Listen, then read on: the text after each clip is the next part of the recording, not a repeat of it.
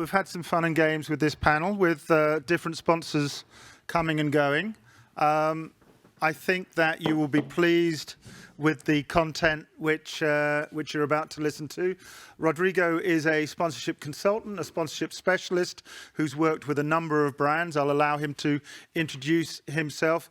Patrick Nally is a legend in the sports sponsorship, sports marketing world. I was going to call you the grandfather, Patrick, but I don't think you'd thank me very much for that. But Patrick and Wes Nally gave me my first job in sports marketing, so I owe him a massive debt when I was a student. So he really was the pioneer, along with Mark McCormack, and has got some, grab him later because he's got a whole catalogue of really, really interesting stories.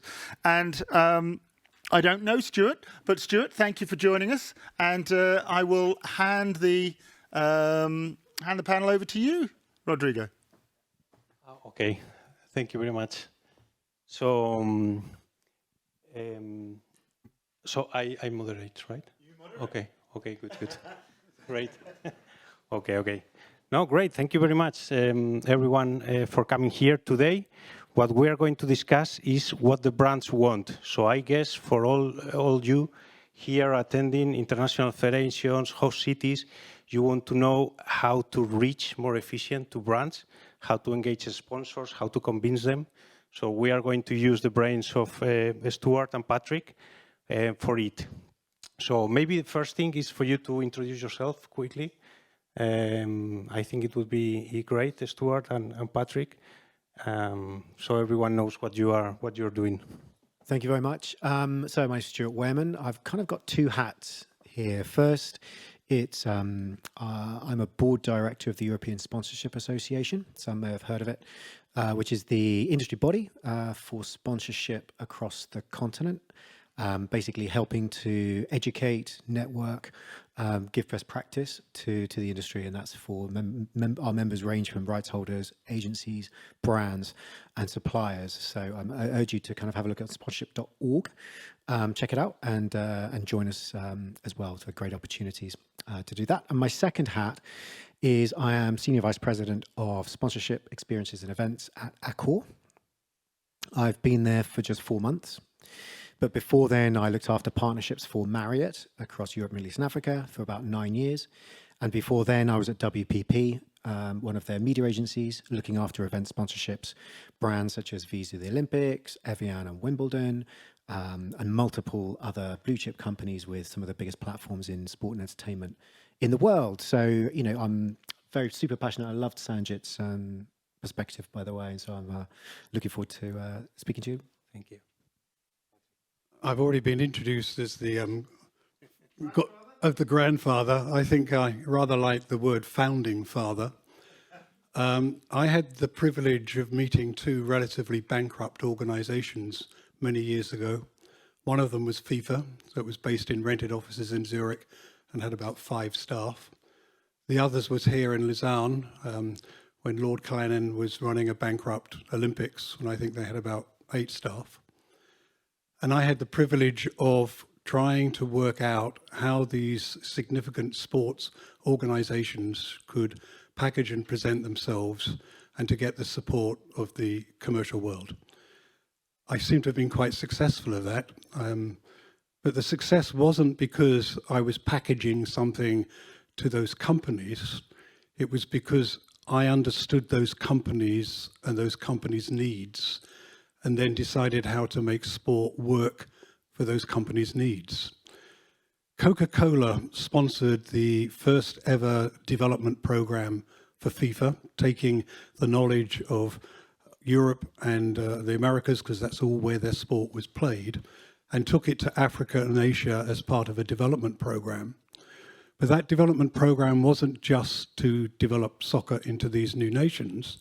It was actually to change the image of the Coca-Cola company that had arrived in those nations with the military and therefore was very much orientated to being something to do with the United States military. And the Coca-Cola company wanted to become integrated in those countries with governments, with wholesalers, with distributors. So the beginnings, and I put my hand up and apologise that I did employ Mr. Blatter to come and be our director of our FIFA Coca-Cola development programme.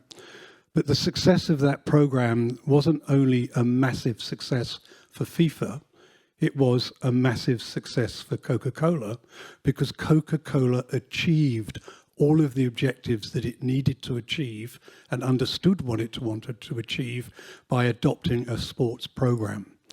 So most of the successful sports programs that I've been associated with isn't about selling rights. It's about achieving clear objectives of the company to whom you wish to partner. So that's a little bit about my background, and the wall of shame of the Olympics is behind you. I think we were quite successful in packaging the Olympics as well.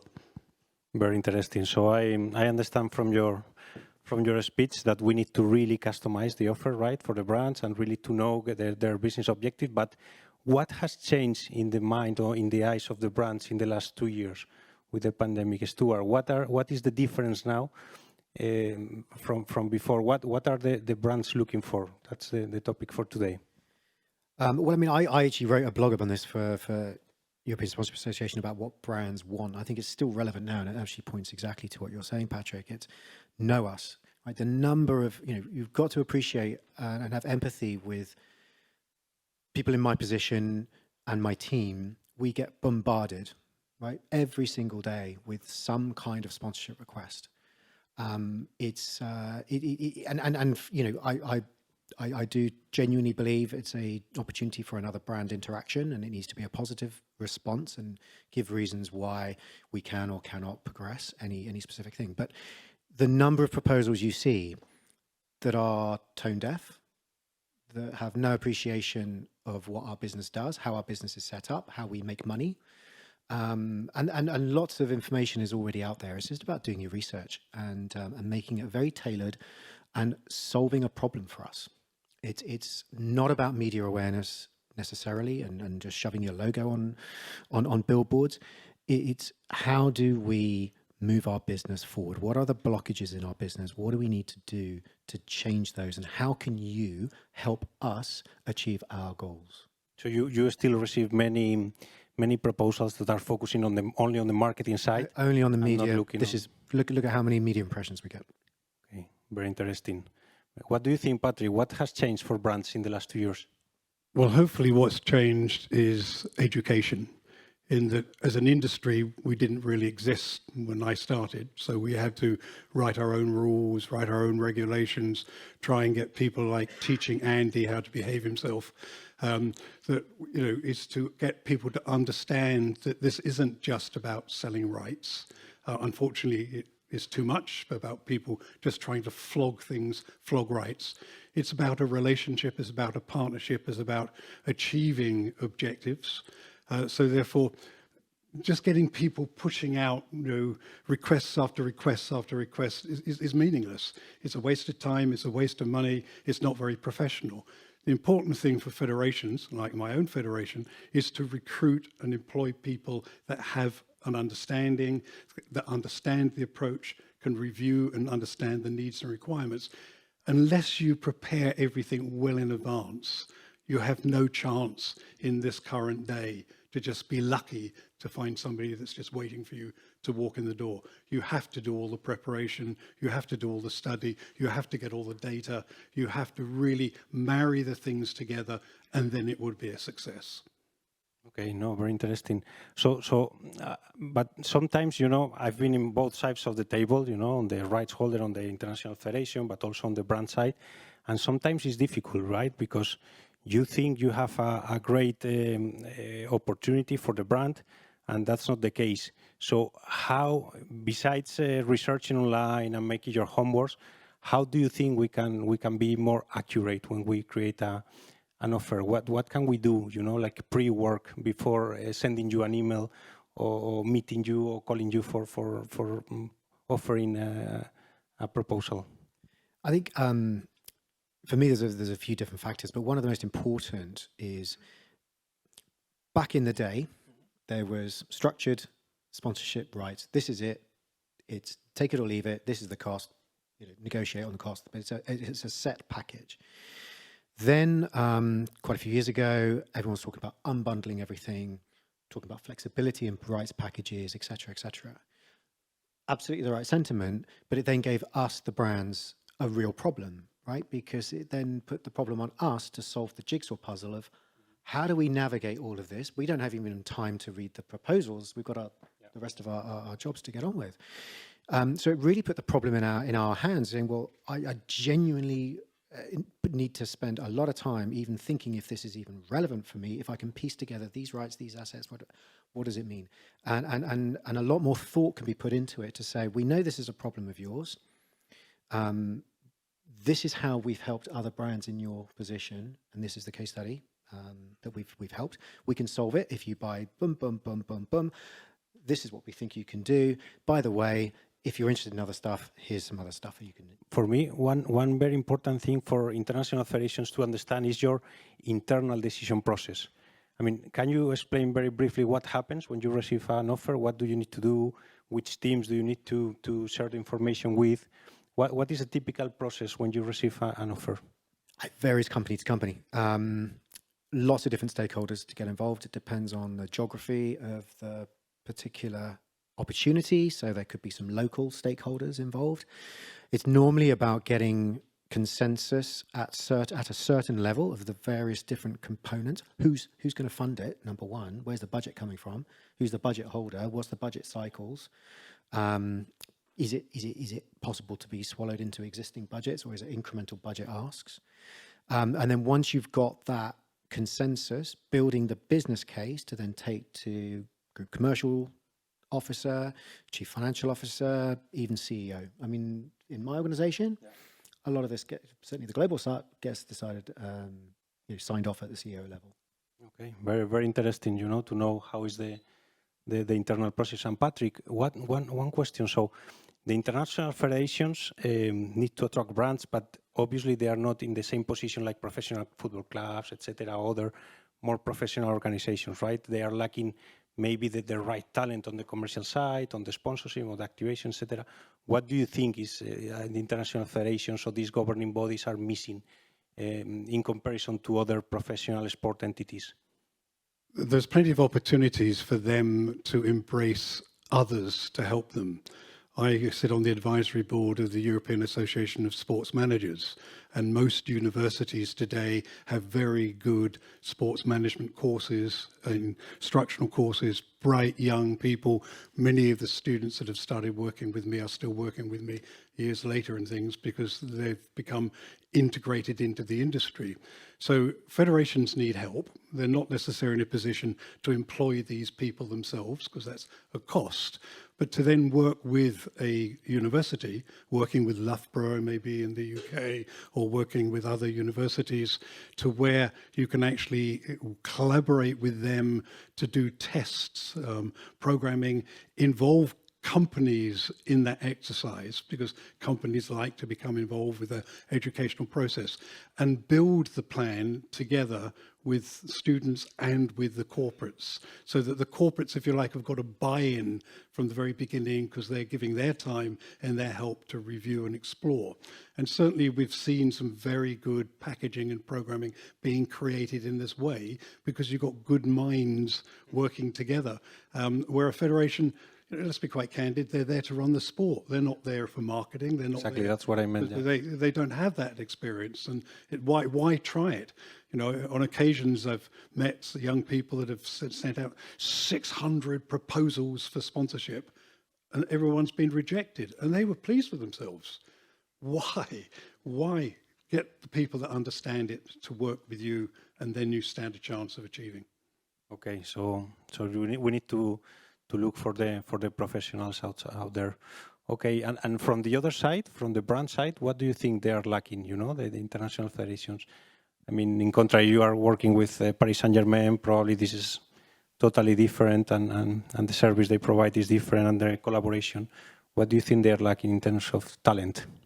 Gosh, it varies massively, right? And you get some very high profile professional football clubs who are not as staffed as you may think or not as aligned. I mean, I've had meetings with, I judge my my partners on, do they really care about my business? Do they know about, and do they genuinely care about my business? And not just the commercial sponsorship team, the organization. Are they attuned to understanding the value that sponsors can bring, right? And it's not just necessarily the cash value, it can be expertise, value in kind, other services that can support the rights holder of the federation's objectives. So really ingrain that. And I've been in meetings with one organization that we were sponsoring with, where the conversation with the commercial team was at complete polar opposites to the finance and procurement team, just not in tune. Then in a different rights holder conversation, finance, procurement, travel, commercial in the same room, talking exactly the same language. And the difference is phenomenal.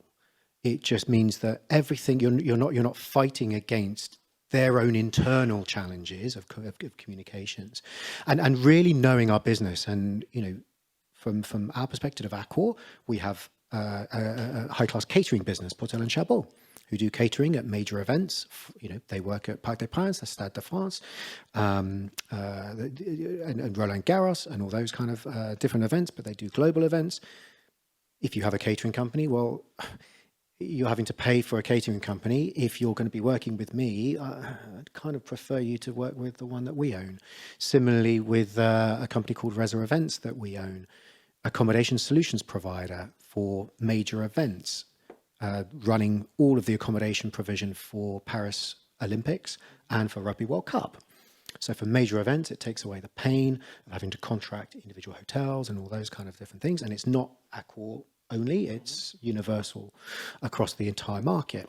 A great value proposition for a rights holder, but also from my perspective, it's a way of us involving other parts of our business and being sensitive and knowledgeable about my business, that we can actually drive value together. Okay, no, very, very interesting. Let's change a bit the theme. So let's look into the future. Patrick, I start with you. Any big trend that you see coming on the sponsorship industry? Not really just related to international federations or governing bodies, but in general? Well, the whole world is changing, isn't it?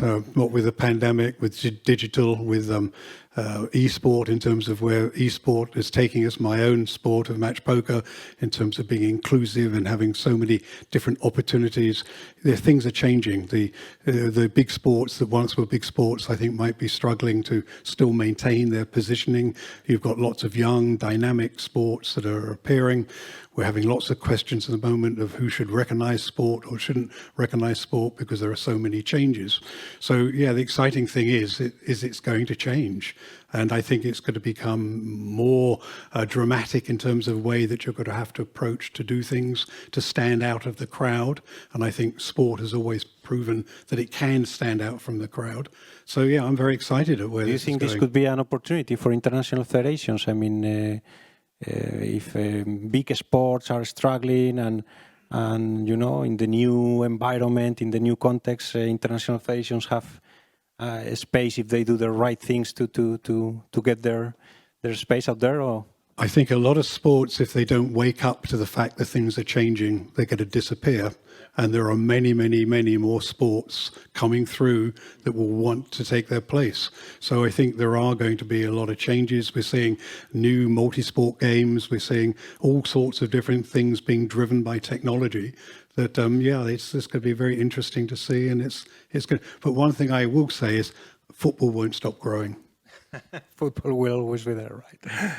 It doesn't matter. What do you think, Stuart? So we actually, at the European Sponsorship Association, we every year we do a trends analysis. So we actually ask the industry across Europe, our membership, what they think are the big trends coming up. And I want to kind of pick out 4 that we've just found, and it's not been published. So you'll see at our annual general meeting in July.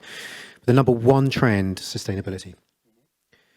It's become so important, and it's embedded in Accor's DNA, and we will be incorporating into our sponsorship contracts our sustainability charter and those types of things. So environmental concerns and sustainability, absolutely critical. The number 2 was the return of live events. Because of 2 years of pandemic, obviously everyone's fed up of just looking at computer screens. They crave live experiences. Why we're here today, right? I mean, it's fairly obvious. And then I kind of want to put together the one of the third ones, which is data. And I think this is Sanjeet's brilliant presentation. For me personally, I think that's kind of sponsorship 2.0. That's the next generation of sponsorships and partnerships, frankly. I mean, we work very closely with our airline partners, right? And we're in a similar kind of audience business, but not competing.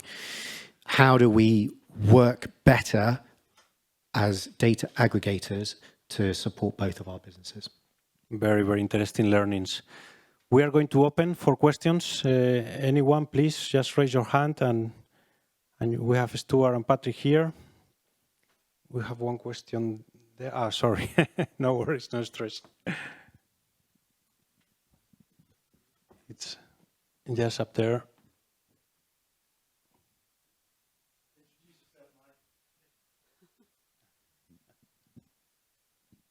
Thank you. So, yeah, Mike Laughlin. I'm running launching a new platform called Global Sustainable Sport. So I'm very interested in your comment there. Why, from brands' point of view, is sustainability, and what are they going to look for from federations and even cities? You know, so what are they looking for in those partnerships? Well, companies have come out and made public statements about carbon neutrality by certain dates, et cetera, and we will get exposed if our supply chain and our partnerships are not compliant, right? I mean, it's a very difficult web. We are getting RFPs from our corporate clients saying, what are your sustainability credentials? Well, you have to meet ours, whether that's from KPMG, Accenture, et cetera. This is just a natural extension of that, in my opinion. And I think it's going to be a kind of table stakes in the next few years. For federations? For brands who want to sponsor, or for federations who want to attract brands who are conscious of that. Because the last thing you want is us to sign a sponsorship deal. We've come out and said, you know, we are going to be carbon neutral by X, or, you know, these are our sustainability credentials.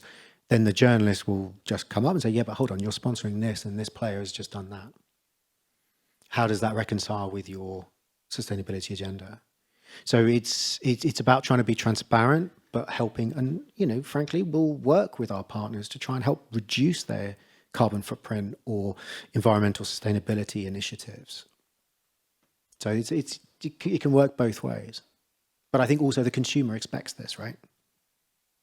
Sorry, one last bit in there. And is it about social as well as environmental, or is it mostly environmental?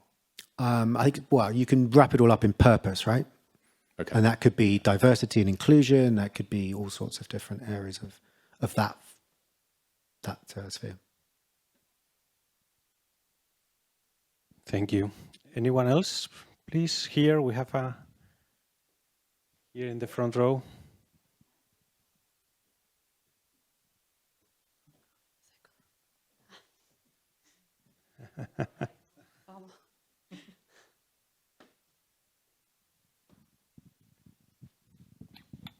Thank you. Sophia from the Global Sports Innovation Center, since I represent the hub that promotes technology and innovation, and we have a lot of technology suppliers here in the room today, I guess. So my question, I tried to think about something more complex, but we'll try to ask it simpler. For you, what is the role of technology and innovation in sponsorship? How can brands and sports organizations leverage digital transformation to achieve their sponsorship goals? Total. I represent a completely new sport, but on an old game, because it's poker. Match poker is a team sport, as you will see if you come to our demonstration a little later this evening. But it's all about technology. We had to get rid of cards, we had to get rid of chips, we had to have the information. It's all about data, all about hand logs, information. And I think we are just one of many sports, and esports is another example, is that technology is driving so many things, and we have to respond to it. And yeah, technology is going to make life very, very exciting for us. We just need to understand it, control it, and develop it. And for sponsors? It's getting systems to talk to each other, right? I mean, we've heard about it before, the walled gardens, etc. If you think about our systems, you know, whether it's 6,000 hotels, 70 million loyalty members around the world, how do our systems integrate with our partners' systems, ticketing systems, other different programs, CRM, etc., etc. And it's they're often always in silos. How do we get everything to sit on one platform to integrate and be able to have one true customer view, right? And look, the marketing world has struggled with it, right? And we're not trying to claim that sponsorship is at the forefront of this. We're trying to follow the marketing world, but it's absolutely central to how we are going to activate in the future, how we're going to deliver value, and predominantly measure it, right? Sure, thank you. Have we got time for the last one? Yes. Who wants to go for the last one? I'll go. So one final piece of advice, Patrick, to a federation if they want to make themselves look more attractive to a sponsor. And I have absolutely loved both of your evangelism about research and making proposals personalized. So that's a given. Understanding data is a given. So one more piece of advice to an international federation to make themselves look more attractive to a sponsor. And I'll come to you, Stuart, for the same question. Talk to me. Okay. Go on then, Stuart. I'll say, why do you want me, my company in particular, to work with you? What are your objectives? So yeah, back to personalization and research, which I absolutely love. Okay, I am so proud that almost every panel and every presentation today has left you guys wanting more. This is another example of that. I think we could have spent, another hour certainly talking about this.